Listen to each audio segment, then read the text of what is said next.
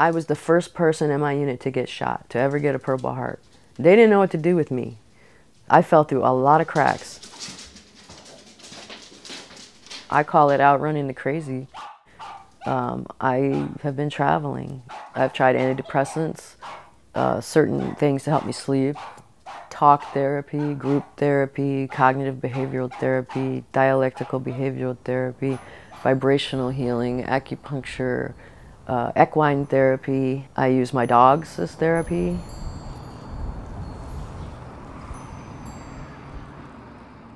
You know, you hear it and feel it all at the same time. So I knew I was hit. They teach us if you feel pain, that's good, because then you know you're alive. So I was relieved. I was angry, but I was also relieved.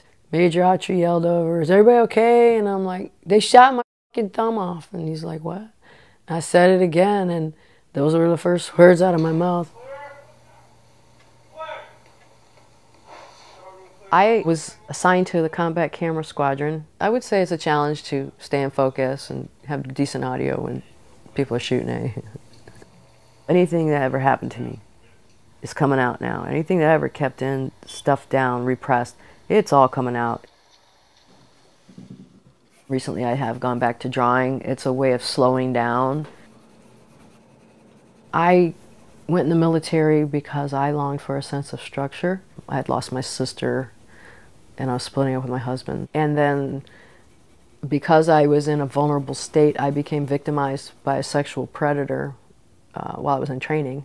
I wasn't raped. I was, sexually assaulted by another female in the shower, and she stalked and harassed me for quite some time, and I never dealt with it. They didn't do anything, really. They didn't give me any counseling.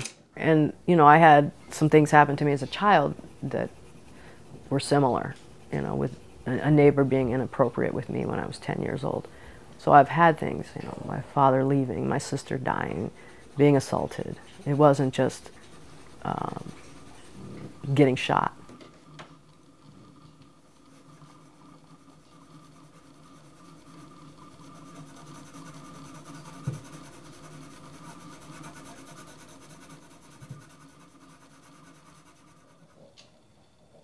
Things that never bothered me before are like intolerable now. I cannot filter out all the senses, like all the noises and smells, sounds and vibrations coming at me. Sometimes on days I have to wear earplugs in my own house.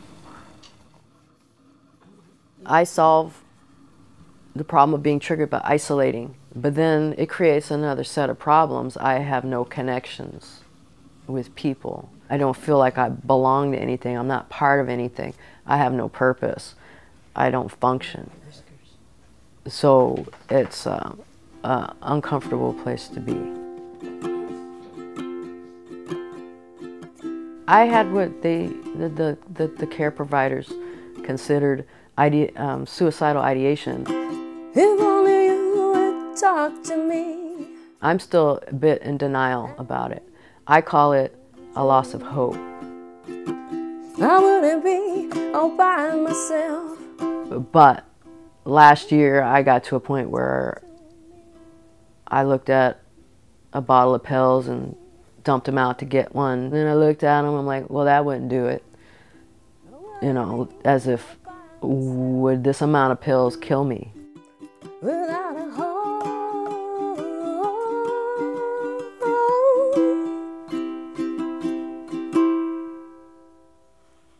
Made myself cry.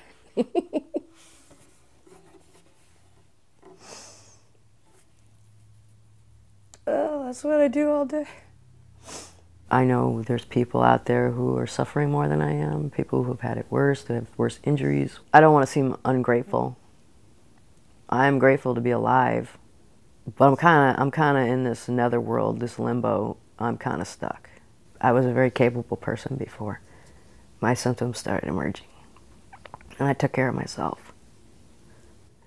I don't want who I am now to be the end of the story.